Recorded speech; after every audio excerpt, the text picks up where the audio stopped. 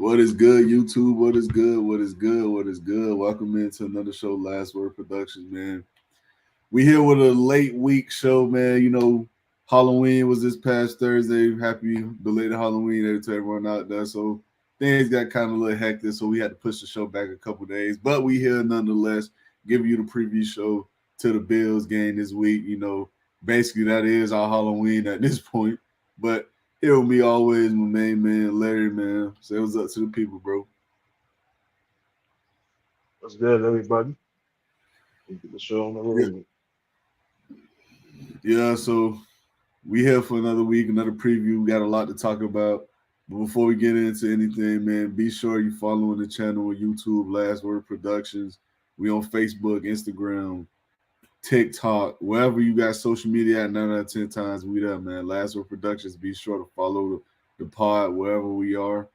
And I'm gonna start uploading on Apple Podcasts again too, man. I just give me a couple days, well, month or two, get back on there. I gotta get some stuff reorganized when it comes to uploading on there. But nonetheless, man, let's get into the show, man. And first thing we're gonna talk about before we get into the game itself, it's some stuff I wanted to talk about, excuse me, in regards to some of the things that has been said around this team and that has been said by certain players and things of that nature. And to me, a lot of it is kind of insulting, if I'm being honest, because you got players who haven't done nothing that's speaking out, making it seem as if that they're being done a disservice or that they're not getting the looks that they want. And then you got another's who's speaking out as if they've won something.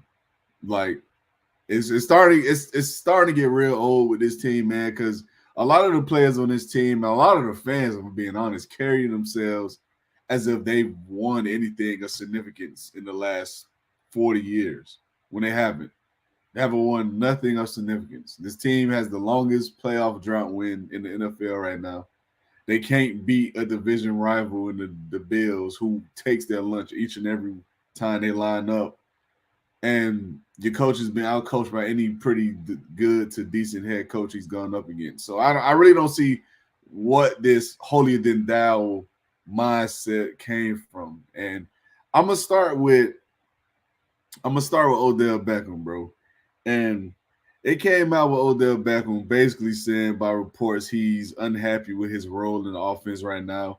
Essentially saying he wants, to be more involved in the offense. And before I get my thoughts, what are your thoughts on that, Larry? Him coming out, him and his party saying he's not getting involved in the offense, he isn't getting the looks, and they feel like they're essentially shortchanging him in the sense.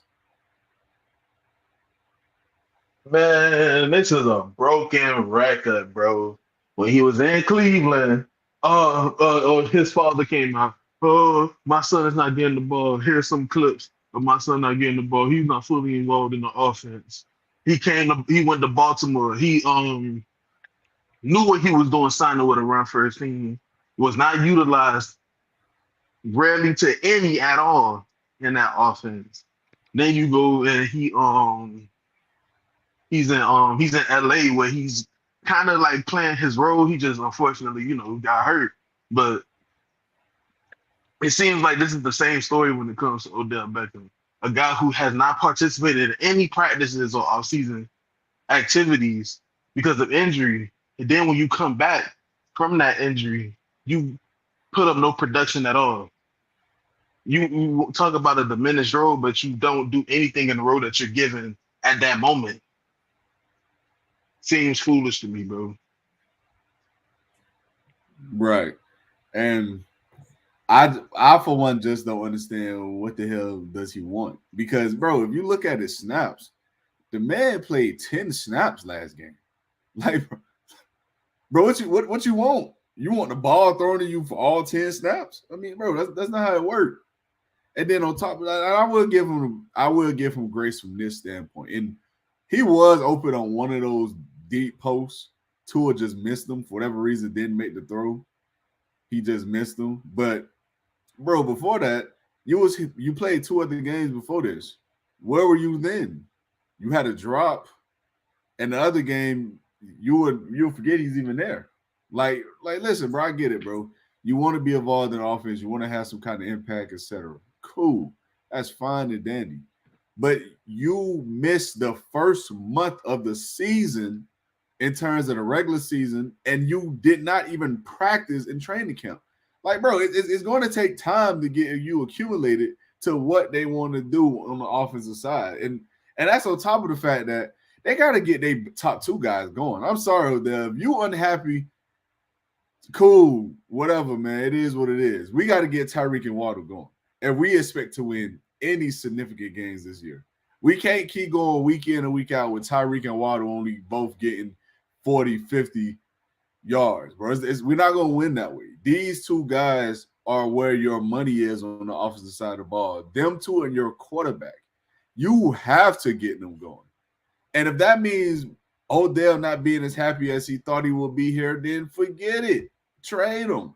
If he's that caught up in his role on this team in particular, and he feel like he's being underutilized, hey, my brother, here you go. We'll do you a favor. We'll take a quick 4th, 5th rounder for you if we get that. We'll take the money, compensatory picks, whatever the case may be. We'll take it. And it's no need. This team is 2-5. There's no need to be having a veteran receiver who's done nothing for you complain about his role in offense. It is what it is. If he feels that strongly, trade him. That's how I see it.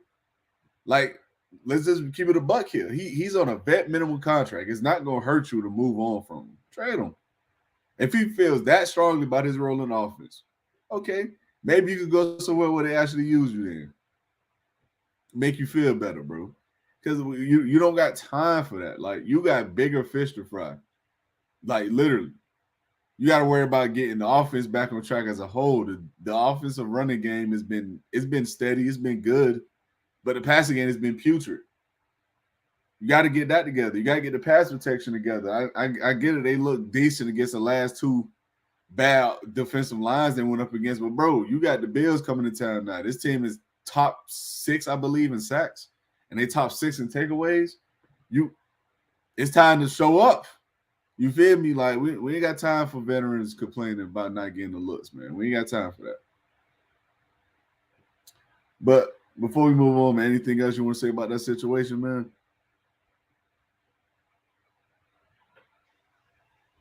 No, sir. All right, and the last thing I want to say is this, man, before we move on. I told people, man, sign Odell. I was not thrilled about the signing whatsoever. Larry is a witness. I said I had my gripes with the signing. I said I had my skepticism. I thought personally keeping Cedric Wilson would have been a better fit. I know Cedric Wilson ain't doing nothing right now, but you can't tell me through 3 games he would have had 0 catches. You can't tell me that, bro.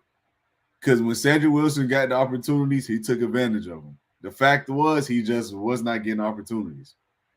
Odell Beckham has 3 targets. He has 2 drops. I'm sorry. At some point, he's not capitalizing on the opportunities like how my boy said. He's not. But let's get into your favorite quarterback, my boy. And then let's just say, to me personally, in my opinion, he had another bad media session. And this one, if I'm being honest, it was worse than the last one, where he's talked about the risk. My boy, wait, hold on. Who's my favorite quarterback? Tua, you know that? Come on, bro. Let's we last word and everything, but we gonna tell the truth with where we spouting. You feel me? Then we're gonna get into your team. We're gonna get into your team quarterback. Your team quarterback. What it is. This is what he said, bro. He was asked about the fumble snap, and this what his comments was. It's as simple as catching the ball in the gun. I would say I'm pretty good at shortstop. I have a pretty good vision. I have pretty good hands. I like to see a lot of other people go in back there and try to catch the ball too. He said, "You've seen it. It wasn't Brew's best snap. He knows it can be better, but it wasn't my best as well. I'm just trying to give perspective. It's not as easy as what it looked like sitting down on your couch eating chips." So, yeah, that's essentially what he said. So, you got anything you want to say about that before I go into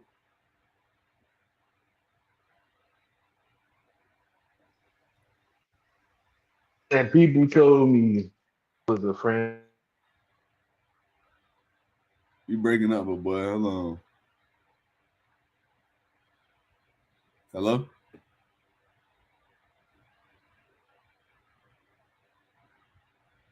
Hello? You there, bro? I can't hear you, bro, if you're talking.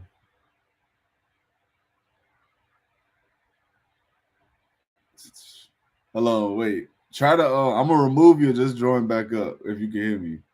Just join back up.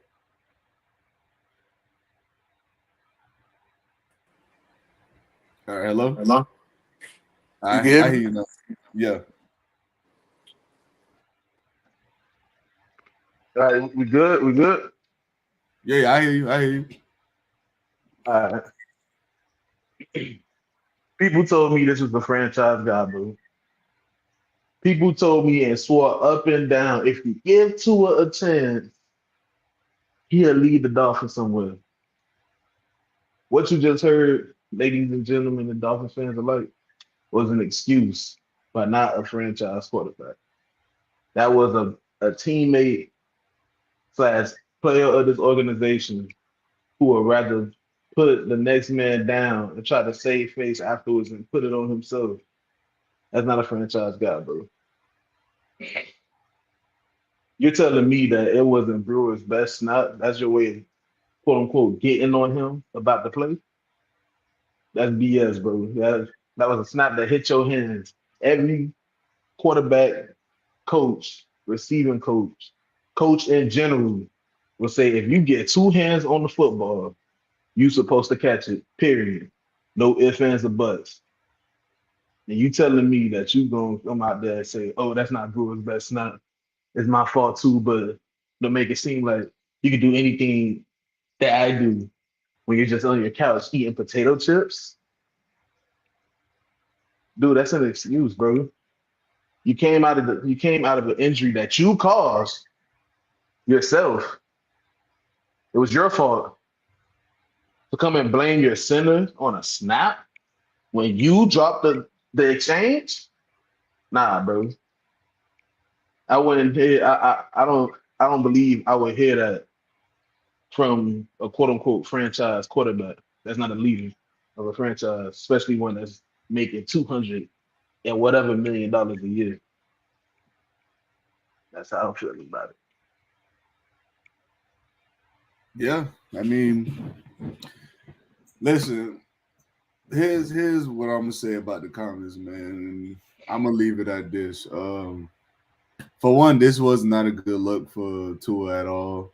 For one, this just seems like I said earlier, man. I don't know where this bravado came from, where guys and him in particular, like him, Tyreek, Javon Holland at one point, uh Jalen Phillips at one point. Like some of these guys on the team, they speak as if they won something, bro. Like, and that is what bothers me. Cause it's like, bro, it would be a problem even if someone like Patrick Mahomes said it, a three-time Super Bowl champion.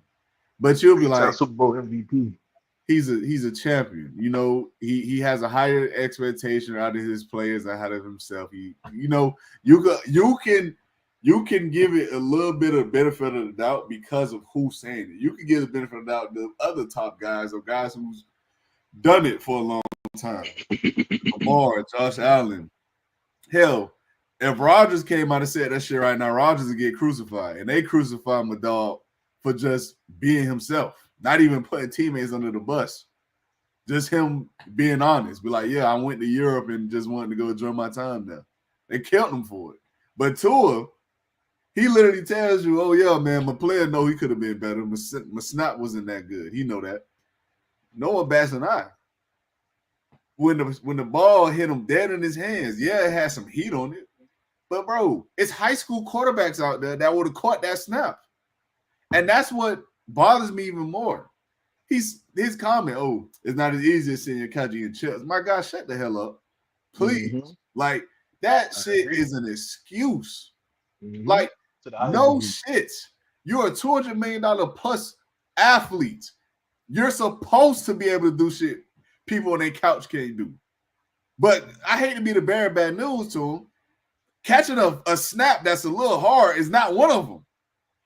We could get little league high school players right now to catch that same snap you dropped. Like, stop. We need to stop giving dudes passes, bro, that when it comes to this type of stuff, because it sets the precedence that we accept BS from anyone in the organization, bro. Like, bro, this is your $200+ million quarterback. Mm-hmm. And he's talking as if that it's everyone else's fault. But yeah, I know I could have been better, but hell, this guy could have did this better. Nigga, just catch the ball. Like, no one makes excuses for Waddle dropping the ball. Just catch the ball. It's a football, bro. Like, what are we talking about?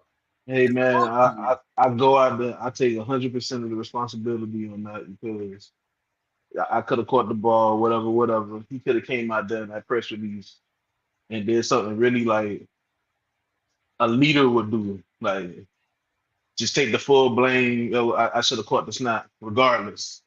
It didn't matter. I don't know, man. I don't know. That's not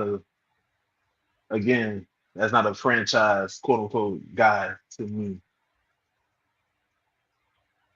Which is what I've been saying for the past since 2020. So, but go ahead. You saying what?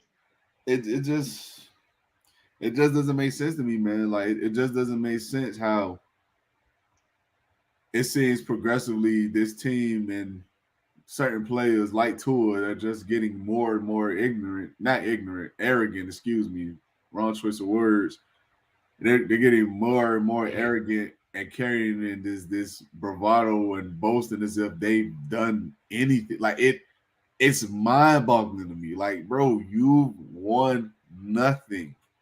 Who in the hell do you think you are trying to tell the fans off and disrespecting the media, telling them, hey, man, everybody can't do what I do. Y'all just at the crib eating on y'all couch. Y'all can. It's easy to say it from the couch, but once you get out here, it's hard. Like, bro, shut the fuck up. Like, let's be real, bro. It's a botch snap, bro. It's not rocket science. It's not organic chemistry. This isn't brain surgery. You play football, bro. This is a child sport that you get paid handsomely to do.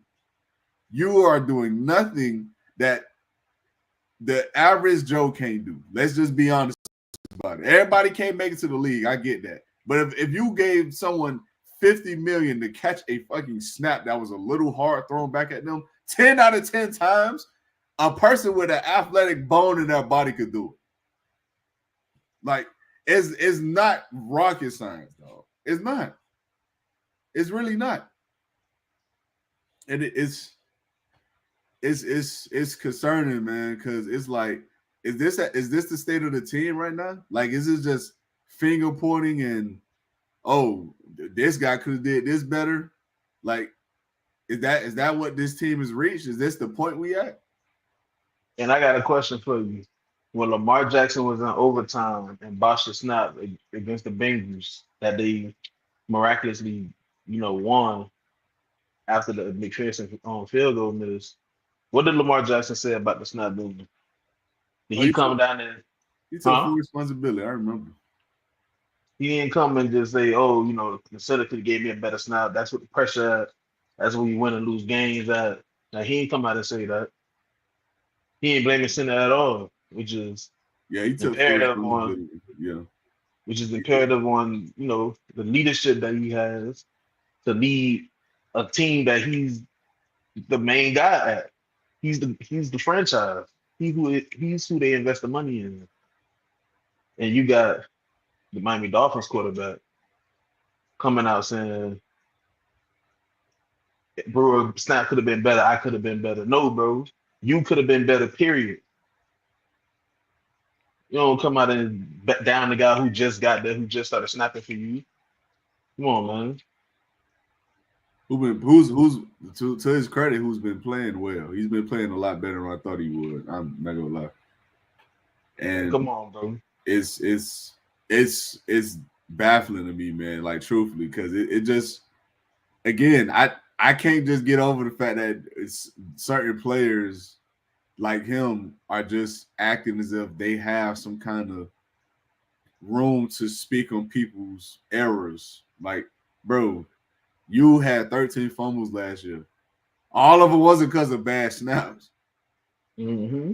Like, come on, bro.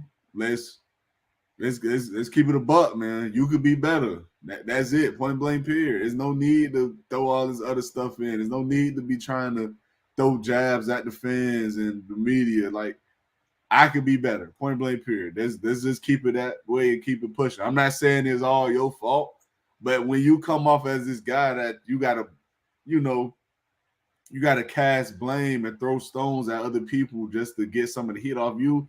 Come on, dog.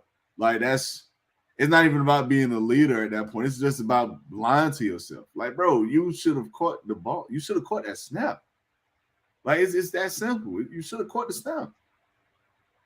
Like we've seen plenty of quarterbacks catch snaps that was a little to the right, that came in too hot, that was a little low at their knees. Like, come on, bro. Like, let's not do this, man. Let's not do this. It's your quarterback, bro. You said what? It's your quarterback. I'm not gonna lie, man. I expected better from Tua, man. Like again, a lot of people might not believe it because how critical I've been of him the last couple of years. But you know me, like I'm a Tua fan. I bought the jersey.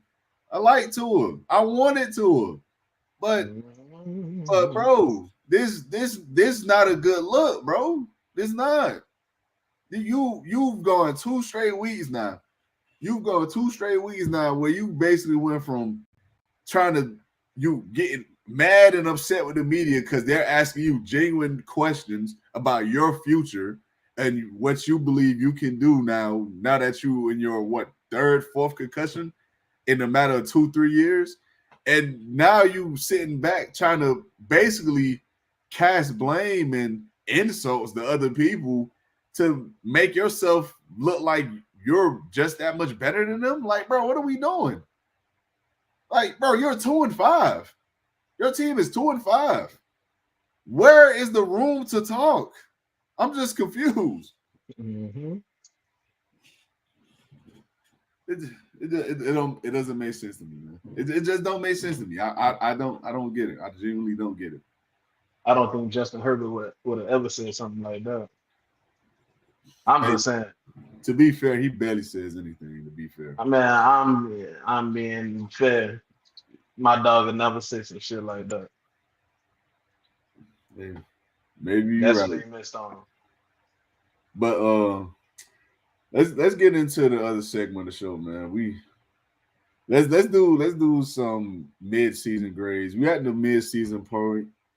We basically in week 8, guys. So we're gonna do some mid-season grades, and we're gonna grade the team as a whole. But before we grade the team as a whole, we're gonna go through individual groupings and give our individual grades of what we believe these positions, coaches, whatever the case may be, deserve.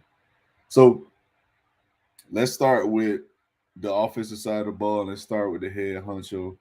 Let's start with Mike McDaniel, the OC/head coach. What are you giving him, man?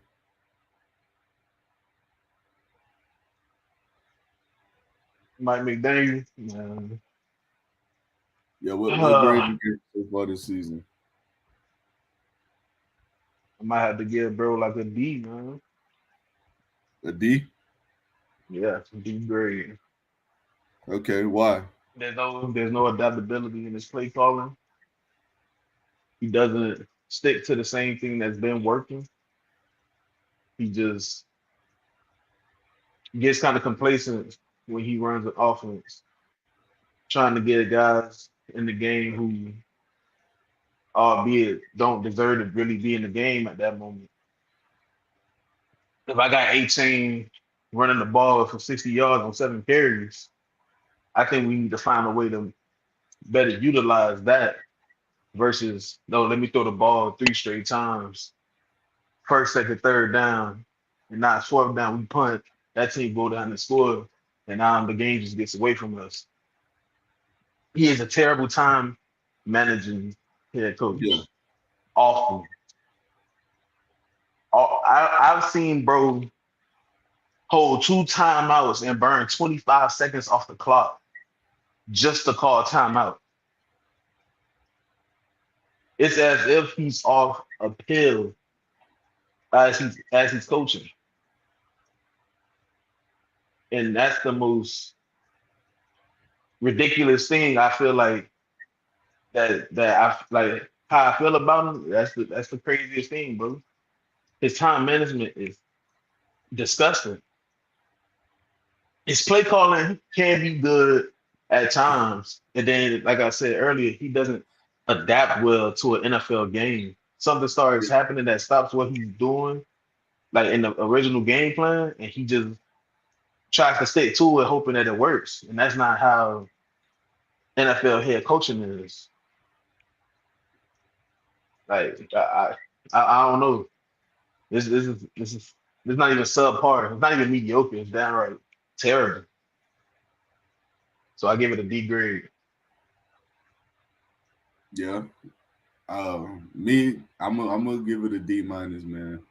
And the reason I'm not going F is because he still does some things nice. And I feel like he called a pretty solid game against the Cardinals. I feel like he called a solid game against the Colts. But let's make one thing very clear. I think Mike McDaniel is the worst situational play caller in the league. He is horrible. Horrible. He, like how you said, he simply put cannot get out of his own way at times. And at other times, he simply is just simply our coach. Like, I'm gonna give 2 examples to show that he just is either, to be frank, stupid, or he just is in over his head, and he's just a glorified OC at this point.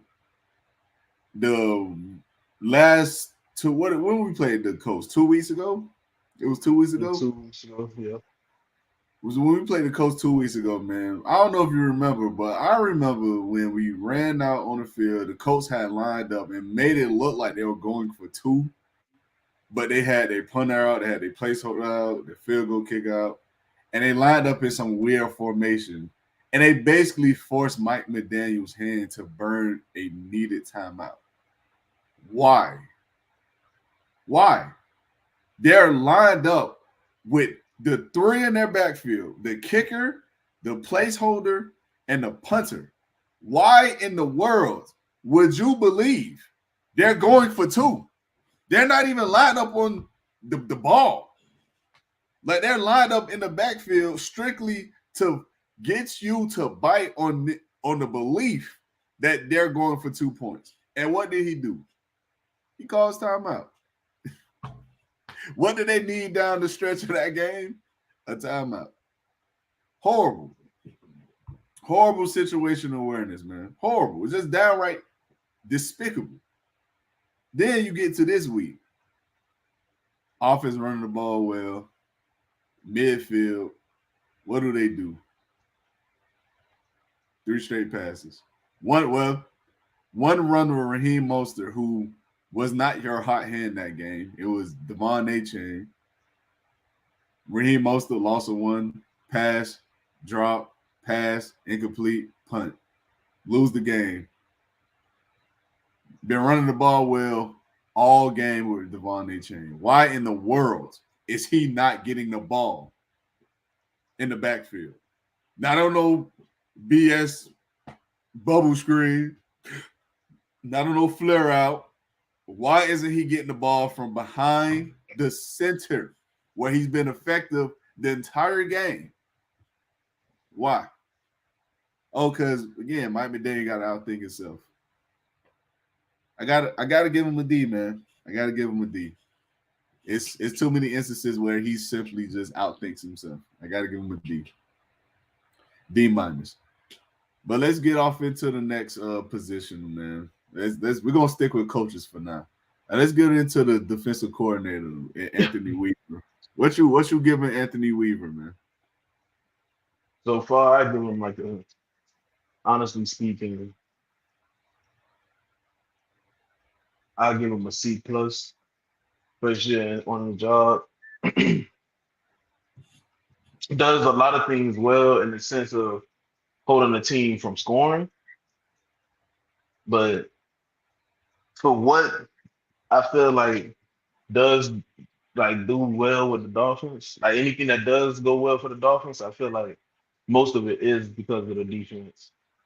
And I think that Anthony Weaver has done a great job in the sense of putting pieces in the right spot. Just, you know, bar, what I from what our record shows, fact that we're 2-5. We've lost plenty games down the stretch. Hell, we've been blown out in some games, but our quarterback being out, and you're not going to get much production on the offensive side when your quarterback is out, who the whole offense is catered towards. So the defense being out on the field all the time, and they only giving up 27, 28, 30. I forgot how much they gave up to the Titans, but they were just running up the score.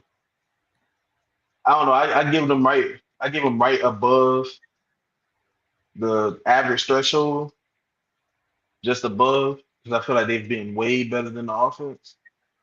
So I give them like a C plus. Yeah, I agree. I give Anthony Weaver a C plus, man. I think he's done some things well from a coach's perspective. I think he does put guys in place where they should be to make plays. Some guys just aren't. And he hasn't really done anything from a schematic standpoint that's just been that bad. I think I do think this last game he called a bad game against the Cardinals because at some point you got to realize Jordan Poyer just can't cover nobody. You got to realize David Long can't cover nobody. You got to realize no linebacker you have on your roster can cover Trey McBride 1-on-1. It doesn't matter who it is. And he didn't make any adjustments to that. So I give him flake for that. But other than that, he's called a solid unit this year. You do have to take it with a grain of salt because, like I told you on the pod before, they simply have not played any good offenses, bro. Like the Titans, the Colts with Anthony Richardson, the Patriots. I mean, when you have played good offenses, they've pretty much cleaned your clock. Let's just be honest about it. But the thing I am going to give him credit for is he sees the cost situation of football well because this team is number one in the league again off the field on third down. This team is also top 7, I believe, in yardage. So they're not getting destroyed on a weekly basis. Again, even though you got to take it with a grain of salt because quarterback play hasn't been up to par. We're going to see these next couple weeks going up against Josh Allen, Matt Stafford, and these guys. We're going to see. But, yeah, I get Anthony Weaver a C+, man. He's doing some good things. He just needs a little bit more on his team, and he needs to prove he can do it against the better quarterbacks of the league. Because this last week, Kyler Murray, man. Kyler Murray had one of the better games he's had in a long time, the last 2 years at least. And so let's get into the next coach on the staff, and that's Danny Crosman, the special teams coordinator. What says you, my boy? What you giving Danny Crosman?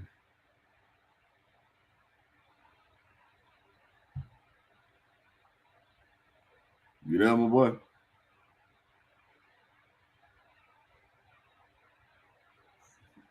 If All I'm right. being completely honest, the special teams simply has not been good from a blocking standpoint. I think Barrios was able to crack like one really good punt return, Mhm. and no kick return has really popped. And the blocking schemes that's on this punt blocking unit, man, on this punt unit, I mean, is not. I don't know. I don't see it really improving. It seems like every team kind of gets right there or gets a block per se. Jason Sanders, it's like that 1 year you rely on him, and then for the rest of his career, he's just an inconsistent, place, kicker, unfortunately. So I'm not really impressed with the special teams unit at all. Justin Bailey, I feel like may be our best thing about the special teams unit. But like I said, I'm not really too And impressed that's with. and that's terrible to say because he was not good last year. He's improved this year. He was not good last year. Who we talking about? Bailey, Justin Bailey. Yeah, he was horrible last year. Horrible. Okay. He So having a good. He having a better year this year.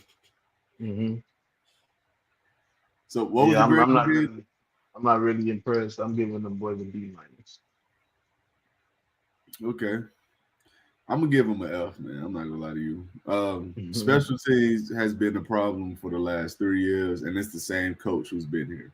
At some point, he has to be fired, and that's another reason I I can't take Mike McDaniel seriously as a head coach, man. I just can't because it is so confusing to me how you see the problem clear as day and you don't fix the problem. At some point, Danny Crosman has to go. Like, I'm not talking about the other obvious issues on his team that he refuses to address, like guard play from the offensive line specifically, like the tackle play at times with Austin Jackson, like sticking to the run, stuff like that. The fact that Danny Crossman can go out each and every year and produce one of the worst special team units every year and still keep a job just shows that we got a head coach that's not willing to part with people because he doesn't want to hurt people's feelings. Like that. That's what it seems like to me. Because there's no other reason why he's kept his job this long. The special teams has been horrible the last 3 years, and we have the same exact special teams coach. What does that really tell you? That tells me the head coach can't do the dirty work. I Mhm. mean, that's what it says to me. Because whenever we see any other employee at any other corporation at any other job, what do we say? When they're bad at their job and they still have a job, what do we say? Oh, the manager must like them. Oh, it must be cool with the supervisors. Something. Sound like Danny Crosby right now. Just saying, man. So you went through the three major coaches. Let's get into the positions grades. And the first position I'm gonna start with because I want to hear what you got on this one, man.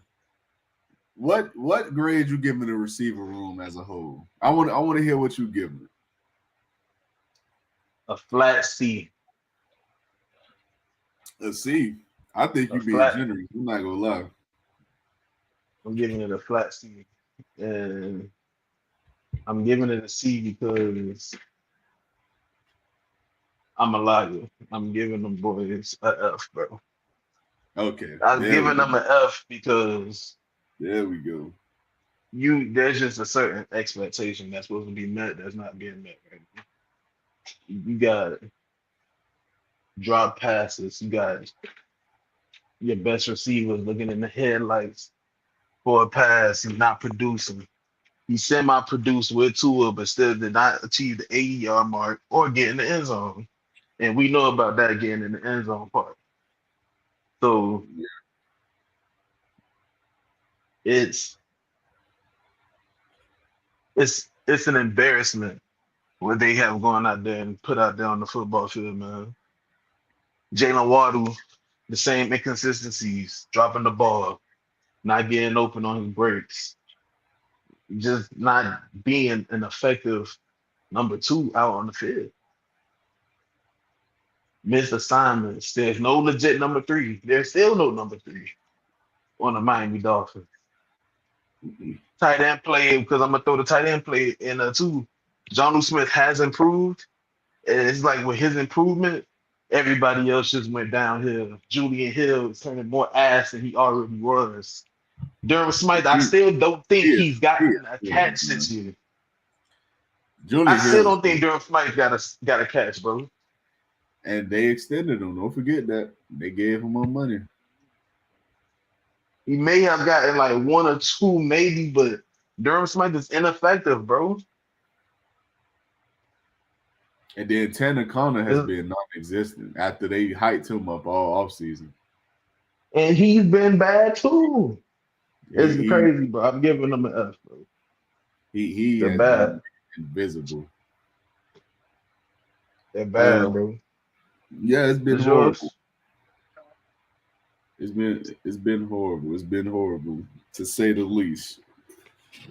I'm giving them an F, man. If I could give them something lower, I would, but that's the lowest we can go. I'm giving them an F. It's been horrible. Let's just call it what it is. It's been terrible. Your two top receivers, again, I said this last week on the pod, they're combining for almost $60 million this year. $60 million. And between both of them, they got one touchdown. Fun fact for you, Andrew Van Ginkel has more touchdowns than both of them. The guy who you had on your team, who you let walk for pennies on the dollar, and he's balling right now at the Vikings. Andrew Van Ginkel got more touchdowns than Waddle and Tyreek. Who would have combined?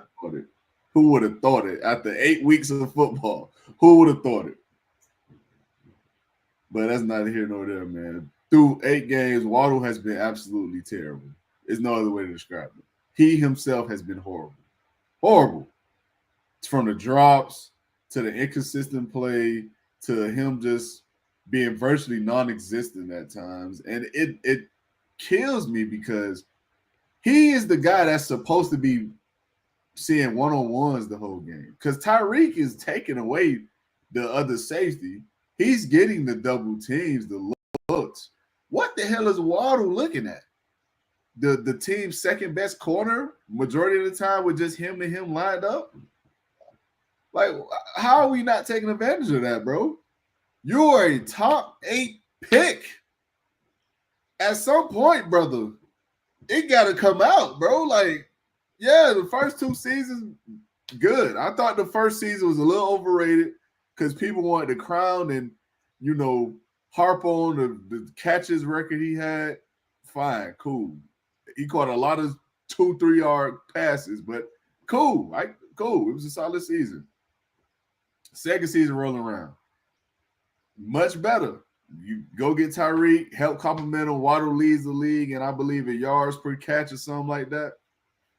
Cool beans. Last 2 years, he's fallen off a fucking cliff. I don't know what the hell is going on.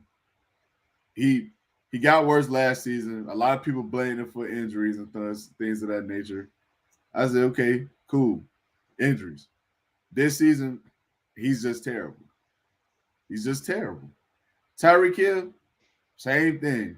I don't know what the hell happened to him. I don't know who done zapped him and took out his damn mojo or whatever the case may be. But he need to go find it. Because the Tyreek Hill I just seen against a bottom 5 defense against the Cardinals, lined up against a rookie corner, majority of the game, they're doing absolutely nothing. That's not the same Tyreek. That can't be. This can't be the guy we paid $35-40 million to. It can't be, bro. It can't be. Because if it is, we got robbed. Seriously. Because what the hell going on? People told me it was because Tua wasn't there. Tua come back against one of the worst defenses in the league, and they still underperform? Oh, it's 1 week, so you got to give them time, bro. They played together the last 3 years, bro. Last 2 years. Like, come on, bro. Let's be real here. Then you got Odell Beckham doing what he do, crying and all this other stuff in the media. With him, his party and reps crying in the media for him. You got the tight ends outside of Jonathan Smith who are a terrible laughing stock and joke. The receiver room as a whole just not good, man. It's an F. It's a clear F. Let's let's get into the offensive line though, man. What you grading the offensive line, bro? My bad. I get an O line about a C plus, B minus. I'm not surprisingly. I don't hate the offensive line. Do they give up a few things? Yeah, sure. But most offensive lines do. There's only far in between how many good offensive lines there is out there. So for what it's worth, I feel like the boys haven't been playing bad. The things that we felt like was going to be the biggest weakness for them is actually low key strength, which is that run game, the run protection, the run blocking. The run blocking has vastly improved to the point where you could kind of be confident in the run game now. Everybody seems like they find the lanes. So I do think that the offensive line is a good average. They're not the worst position group I feel like on the squad. So I'm gonna get them boys the B minus C plus. Okay. I'm gonna give him a D. I'm gonna give him a solid D. And the reason is because I I still think wasn't it's a expecting that. huh. I wasn't expecting that. Go ahead, go ahead, go ahead. The reason is because they're still a bad unit, if you ask me. They're still a bad unit, but they've played respectable. And they weren't an issue these last two games. And now some of that has to do with the fact again, you got to take things with a grain of salt when you're going up against certain teams and opponents. Because the Colts, not that great at rushing the passer. The Cardinals, not that great at rushing the passer. So you got to take those things with a grain of salt. We're gonna see how stuff goes once Buffalo comes back to town, and we see how last time that happened with Ed Oliver, Greg Russo, and Von Miller and these guys. So we're gonna see. But for what we know now and what we're grading off now, they've been actually better than what I expected. I thought this was going to be by far and large the worst unit on this team, and they've been middle of the pack, solid some games. Yeah, they started the season real shaky, but they've been better, man. They've gotten better the last couple weeks. I gotta give them credit when this dude, man. I think Aaron Brewer, like I said earlier, I think Aaron Brewer is playing a much better season than I thought he was going to have. I think Aaron Brewer's been good. I think Teron Armstead has been damn good. He's always been damn good. He's just he can't stay healthy. So I think he's been good. I think Austin Jackson has been okay at times. At other times he's looked bad. And the guard play hasn't been putrid every week. Some weeks it was, but other weeks it's been It's been all right, okay, I guess. So they've been better than what we've given them credit for in the last couple of years. So running backs, let's go to the running backs. It's the last position group on the offensive side of the ball. What you grading the running backs, man? B. Solid B. A Solid B? B. Yeah. This is my favorite unit on the squad. Um, at least for this year. This squad right here, the energizer button, the spark of the team. No, I'm giving them an A. This is my favorite. This is my favorite squad on the Okay. squad. This group over here, they're able to pick up good yardage, almost look like consistently. That's why I graded the O line so highly. This the run game is easily my favorite part. of the offense. Um, those guys really get after it. They're running in between the tackles consistently. They're running good zone schemes consistently. They get to the outside. They run tosses. I don't like the toss plays, but just a little gripe on that. The run game is looking. It looks really good. So I'm giving them boys an A because they're my personal favorites. Okay, I'm gonna give them boys an A minus, and the reason I'm giving them an A minus is because they've been, to me, they've been the most consistent unit on the entire team, not just on the offensive side of the ball.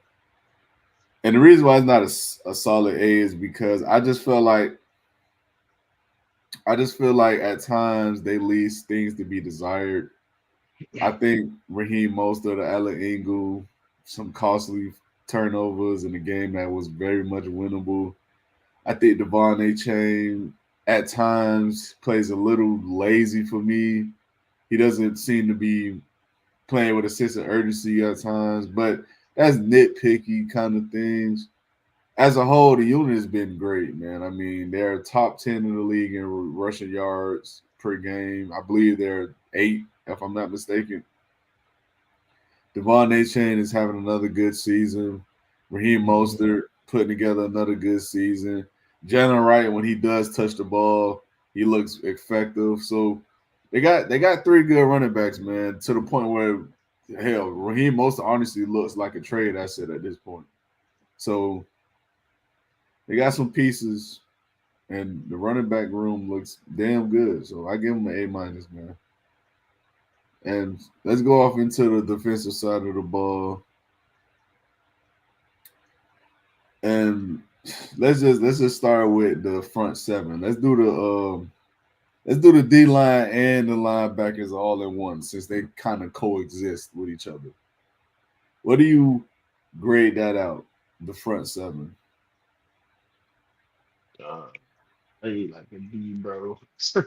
A who? A D. I'm Okay. not. I'm not a big fan of the front seven. Um, they don't produce to my liking. I love Calais Campbell so far. I love Zach Sealer when he is on the field. I didn't even know bro had an orbital bone fracture in his eye. Yeah, we talked about it last week. Like We crazy. didn't think it was that serious, but yeah. That's a crazy injury to have. But Yeah, it is. when they do play, they are a good group. Um, other than that, it's not much to be happy about, honestly speaking. You got Jalen Phillips hurt, Bradley Chubb still hurt, Todd Robinson not producing. You got Bowser not producing. You got um, Emmanuel Ogba had a short spurt of production, and it seems almost non-existent now. You know, is they're not good to me right now, especially as a pass rush. From a pass rush standpoint, it's not good at all. Um, the linebackers, since we grouping them all together, the linebackers piss poor, man. Not good in coverage. It seems like bad tackling. Dude, that's my biggest gripe on the team is the tackling. The tackling is not good at all. It seems like everybody bounces off of us. Pause if that's a pause moment to you. And it's abysmal at this point, bro. There's no good tacklers. There's no good linebackers that's good in coverage. Ones that's just standing out there. You know, Jordan Brooks has occasionally good plays, but it's not consistent to single him out on that linebacker group. David Long, I feel like has had a regression type year. He just hasn't really been playing good, honestly. And if I'm missing anybody else, it's just not it's just not a good system right now that we have. I said I feel like I said a lot, but where is Channing Tatum? You know, is bro just on a is he just filling up a spot? Yeah, he just collecting free game checks and Gatorade at this point, bro. It's been what 3 years since he was drafted. Cause they drafted him the year before Cam Smith, right? Mm-hmm. Yeah, it's been 3 years. It's over, bro. if it's if he can't even see the field, bro, like literally can't see the field from a defensive standpoint when you have David Long playing through about 3 injuries and looks horrible doing so, then there's no hope that he could get on the field, bro. There's no hope. There's no hope he's even good enough to be on the team. At this point, he's just there to be on special teams. Because let's be real about it, bro. Like this goes back to Chris Greer and why I said if this dude isn't fired at the end of the season, this franchise is an absolute joke. Like the drafting has been terrible. It's been horrible. Yeah, I understand Channing Tindall was what a third round pick, I believe, if I'm not mistaken. Third or fourth, something like that. Like, yeah, I get he's a mid round pick, but come on, bro. How many mid round picks have we seen be contributors on their teams? Puka Nakua, Kyron Williams, Dak Prescott. I mean, Cooper Cup. Cooper Cup. Like, come on, bro. Like, we're talking about every draft. Teams have players that go mid round who are contributors, not just from day one, but eventually down the line. Like, dog, we can go across the league and point out at least one, maybe two guys from every other team. Like, this isn't something that's unheard of. So I'm not giving them the benefit of the doubt that he was a day two pick. I'm not giving them that because Devon A-Chain was a day two pick and he working out. You feel me? Like, no, I'm not giving them that. Channing Tindall, the fact that he can't even get on the field says all I need to know about him. Like he's not even good enough to play. Like Larry, let that sink in, bro. He's not even good enough to even play. What are we doing? Mm-hmm. It's abysmal. Like how you said, it's abysmal. But my grade for the front seven, I'm giving it an F, man. I'm not gonna lie, I'm giving it an F. Outside of Zach Sealer and Calais Campbell, the rest of that unit is terrible.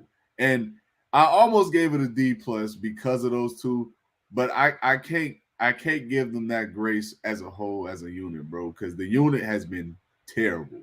They're bottom in the league in sacks total. Pressures per game, they're bottom five in the league. They cannot tackle to save their life. They can't at all. They just can't. I done seen way too many times someone spin out or run through Chart Robinson, Emmanuel Ogba, Tyus Barrows, and now I done seen it happen one too many times, bro. Jordan Brooks, he flashes some plays, other plays he looks lost. David Long has looked horrible for the last 3-4 weeks. Yeah, some people have chalked that up to injury, but let's be honest, he's never been that good in coverage. He's just worse now because of the injury. And then who else we talking about? Where's Anthony Walker been? This Deshaun. Again, same thing with Channing Tindall. If he's not even good enough to get on the field when a guy is battling 3 injuries, there's no need to talk about him, bro. Bro, we gotta be real about it. Like, if a guy isn't even good enough to get on the field over a guy that's battling through 3 injuries, why are we even discussing him? Because clearly he ain't as good as we thought he was gonna be, or is. Like, I don't care how many snaps he got on this, but I heard on one of these Dolphins podcasts yesterday saying, "Oh, Anthony Walker needs to play. He needs to because he ain't a scrub. He got some games on his belt. Who gives a shit? Who cares? You playing 30 games don't mean you good at the game. It just means you got your ass busted a lot. Who cares? The amount of snaps and games you play do not determine how good you are. It don't. It don't determine your play recognition. It don't. It's mind-boggling, man. I'm giving them an F, man. But let's move on to the secondary. Secondary grade, but boy, what you got? Secondary get a C+ from me.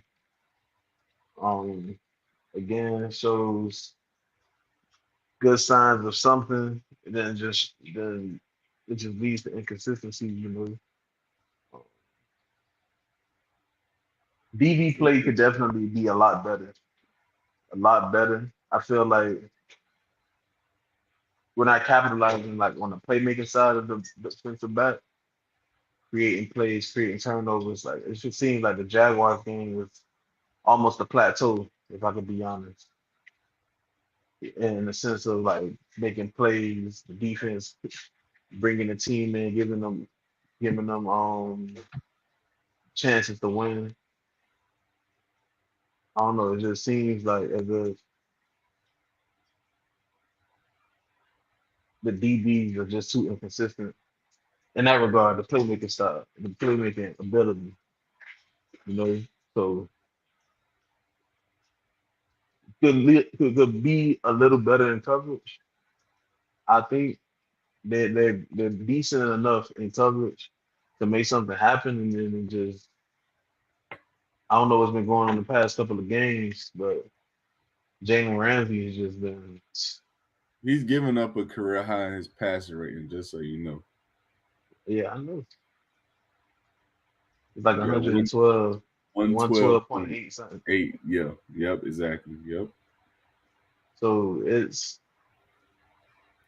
it's sad to see you hit like a talent like himself mess up like this. You got Oh, Marvin Harrison Jr. he got he having got he got picked on that game, bro. He got picked on. Marvin Harrison Jr. having a crazy rookie year, you know, and now he's a part of that, and it shouldn't be like that. Yeah, Like, he got he should have been out there picking on him, and he wasn't, unfortunately. So I'm not gonna just put it on Ramsey. yeah, because I'm gonna. regardless, he's been their best DB. Yeah, Hmm. regardless. But for me, man, I'm gonna give it a C minus, man. I think the secondary hasn't been bad per se, but I don't think it's been good either. I think it's been decent. Again, like I said, with the defense as a whole, I think the secondary has benefited greatly from poor quarterback play. I'm just being honest. I told you 2 weeks ago, bro. If Joe Flacco would have played, the Colts would have beat us by 3 touchdowns. Because Flacco was way better in that offense than Anthony Richardson. Way better. They is no denying that, bro. And Jordan Poyer, let's get this one thing out the way and let's get one thing straight. Jordan Poyer is the worst safety in football right now. And that's not an exaggeration. He is absolutely terrible. And I want to issue an apology to both Brandon Jones and Deshaun Elliott, bro. Because I thought this was an upgrade. We both thought it was an upgrade. Rio thought it was an upgrade. We couldn't have been any more wrong. This dude is horrible. He he couldn't defend a damn 2-year-old going across the field at this point. This this man is terrible, man. He can't do it. I watched him get beat like a drum all game by Trey McBride. I'm talking about in every which way: corner, shallow, deep post. Like it didn't matter what he gave him, he gave it to him, and he gave it to him in chunks. It was bad, bro. It was bad, and he's looked pedestrian the entire year, dog. It's Jordan Poyer is horrible. Let's just get that out of the way. Javon Holland hasn't been terrible, but he's kind of underperforming. Maybe it's because of injuries. Who knows? But regardless, he's not performing up to stuff. Kendall Fuller has been okay. Nothing crazy. He's been okay, solid. He ain't giving up big plays every week, but he ain't making no plays either. So I guess he's just there. He's okay. Ramsey, like I said earlier, he's been our best DB. Some people said he was having an all-pro year. I don't believe that, but he's been our best DB. So I give it a C. I give it a C minus, man. I think the secondary has been all right as a whole. I just think Jordan Poyer is absolutely horrible. I think Jordan Poyer is terrible. They got to do something about that. But before we close out this show, man, we gotta give some predictions for the Bills week this week for tomorrow, man. Larry, give me your prediction. Tell me who you got winning and why.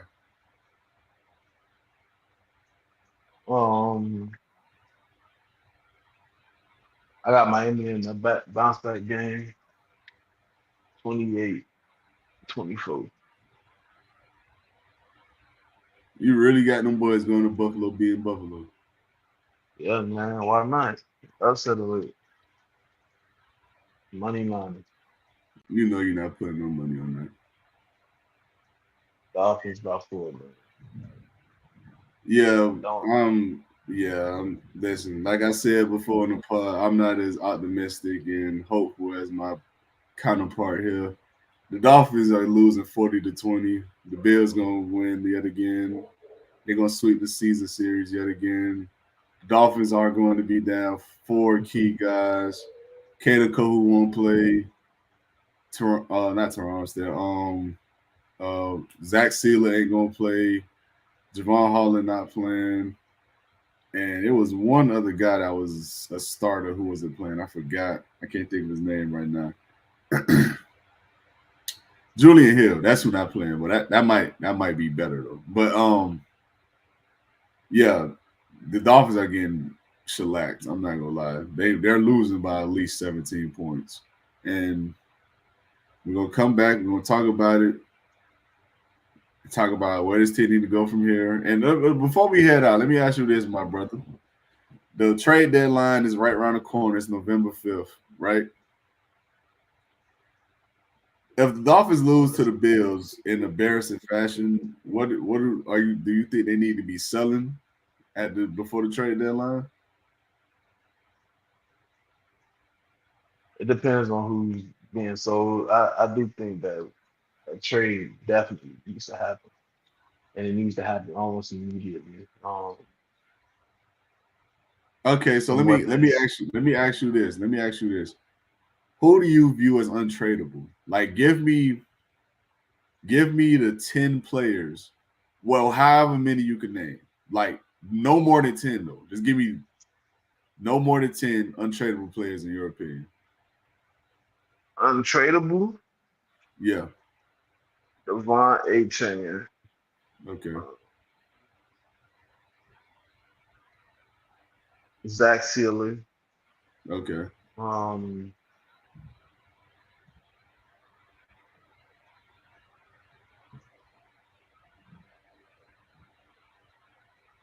I don't think Tyreek is tradable, man. You said you don't think Tyreek tradable? Yeah, but I'd rather trade Tyreek than I'll trade Jalen Waddle. So I say Waddle. As a matter of fact, I won't put neither of them. I'll trade Okay. both of yes. You said you'll Um, trade both of them? yeah. Okay. Um, That's a little I surprising. wouldn't trade. Fine. I wouldn't trade Ramsey probably. Yes, that's my 3. So you just got 3. Mm-hmm. Okay. Everybody else, bro. It's future time, bro. This is over. I'm not. You said something about optimism, bro. It's over, bro. I want to see my team succeed this year, of course. You got them beating the Bills though. You I got them beating the Bills. See, but if they lose, you remember how you started your question. If Buffalo winds up beating Miami, what do you do from here for the trade deadline? That's what I'm answering. I still got my yeah, team winning, yeah, that's fair. That's fair. You're right. Yeah. but if we lose and we go to what we are, 2-6, 2-5. We'll be 2-6. Yeah. If go to 2-6, bro, there needs to be a breaking news report that says Mike McDaniel has been let go. Oh, Yes, you're going that far. yes, bro. It's ridiculous. There's no future for this program that we have going on at Miami. There is no, I just need one more year with this. We've been hampered with injuries, man. We've been hampered with injuries. What are we doing now? You can't do anything because it's not effective anymore.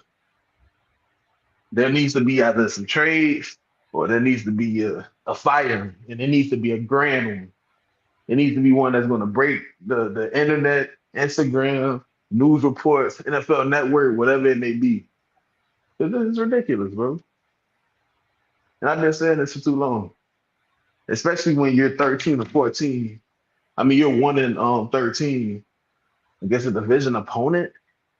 I don't even think Tom Brady has done us like this. No, he Get over hasn't. it, bro. He hasn't. So, yeah, it's over and done with. If we I, lose to the Bills, which I don't think we are. I think the last 15 starts against the Dolphins, Brady was like 7-8, 8-7, one of them. So they pretty much beat Brady in Miami majority of the time. But bro, yeah, this Bills matchup is just a bad matchup, bro. Like I hate to be the one to tell you, it's not a good matchup. Like we can't pressure the quarterback at all. We can't sack the quarterback at all. Josh Allen is the least sacked quarterback in the league. The DBs we have, like I just said, have been okay. Bro, the Bills receivers these last couple weeks, Keon Coleman is finding it. Amari Cooper is still getting acclimated to the system. But bro, this is Amari Cooper. Like he's gonna find his way eventually. And this, I hate to say it, this might be the game he finds it because he 3 weeks into the system. They're gonna start trying to implement him more and more. James Cook averaging, I believe, 4.7 a carry. Our run defense has been subpar this year. Yeah, they were good last week, but James Carter isn't the home run hitter ability James Cook possesses. We'll see how it works. And their defense just seems to have our offense figured out on every metric of the game, bro. Like Tyreek never plays well against the Bills. Maybe it'll be different tomorrow. Hopefully it's different tomorrow. I want to be wrong. I hope that they go out and surprise me. But I'd rather be surprised and disappointed at this point. But that'll be it for the show, man. Appreciate y'all tuning in once again, man. We got the hour mark, almost hour and 15. This is a long one today. Before we head out, though, man, be sure to like, subscribe to the YouTube channel. Be sure to follow me on all my social platforms, Facebook, YouTube, Twitter, Instagram, TikTok. I'm everywhere. Last Word Productions. Look us up. We there. And before we log out, Larry, anything else you want to add, my man?